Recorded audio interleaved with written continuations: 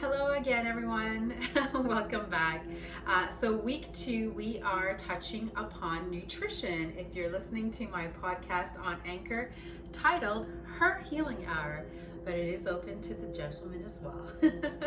So last week we talked about the importance of H2O, hydration, and its healing properties, and why you want to drink the right amount of water for yourself. You want to make sure that it's mineralized and mineral dense, and you also want to bless it because, as we discovered, water is a recorder.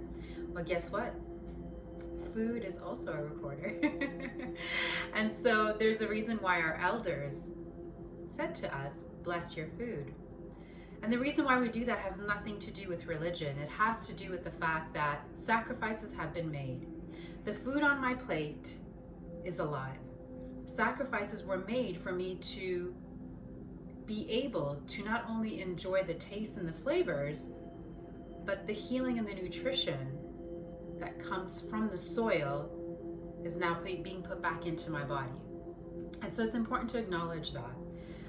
Never mind all of the people that had to come together in order to bring this together. So there are many players that involved in bringing this food to my plate, from people to Mother Nature, and how they've all worked in my favor and conspired for me so that I could partake and enjoy. Food is also medicine. So in fact, food only serves two purposes, and that's to fuel you and to nourish you, right? AKA heal you.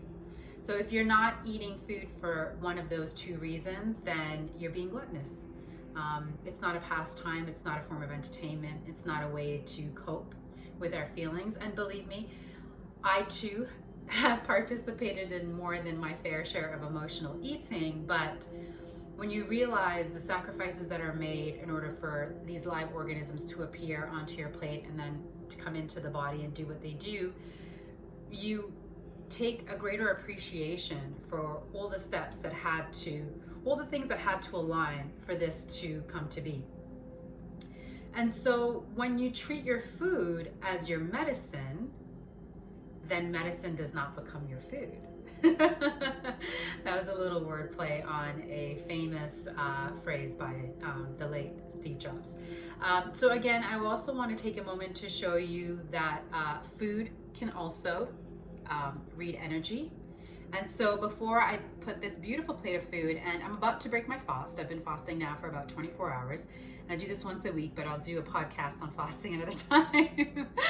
Right now, to keep it concise, we're just going to talk about this plate of food that I've prepared for myself as I'm about to break my 24-hour fast. So we've got a cucumber tomato salad with green onions and red onions, all organic, dressed with a little bit of lime juice, sea salt, and extra virgin olive oil.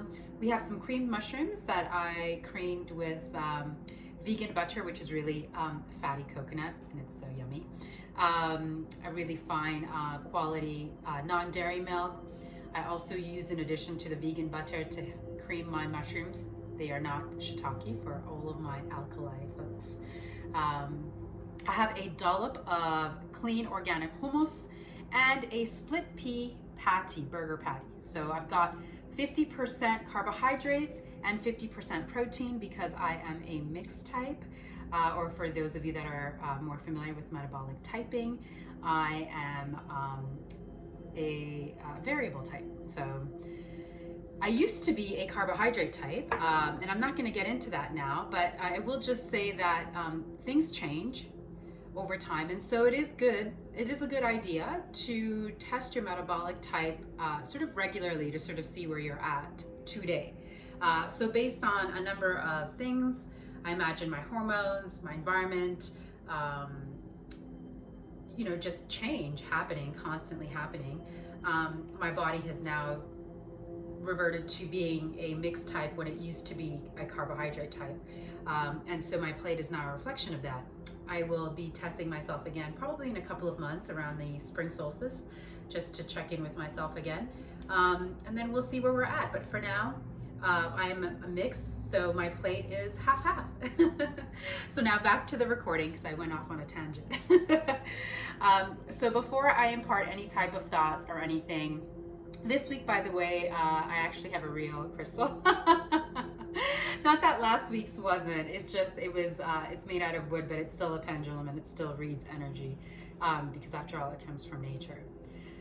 So here we have a more traditional crystal, as you can see, and right away, without me imparting any sort of thoughts or emotions or gratitude, it's just reading the food for what it is and it's coming out as positive.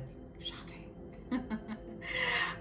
Let's see now if I impart attitude of anger, lack of gratitude, just negative, and right away, boom, my wrist hasn't changed. You see how it right away reverts back, or rather it begins to go counterclockwise, which is an indicator that it's reading the negative energy. The food is actually absorbing this. So right away, let's switch back again now. Let's be grateful. Let's give thanks. A lot of sacrifices were made. I cannot wait to consume all of this nutrition. I cannot wait to rejuvenate my cells. I can't wait to repair. I can't wait to remove waste from my body. And I know that this food, this plate of food right here, is going to help me to do so. It's not magic, guys, it's just nature. See you next week. Don't forget to head on over to Anchor and have a listen to my second podcast live earlier today. Bye. And have a great week.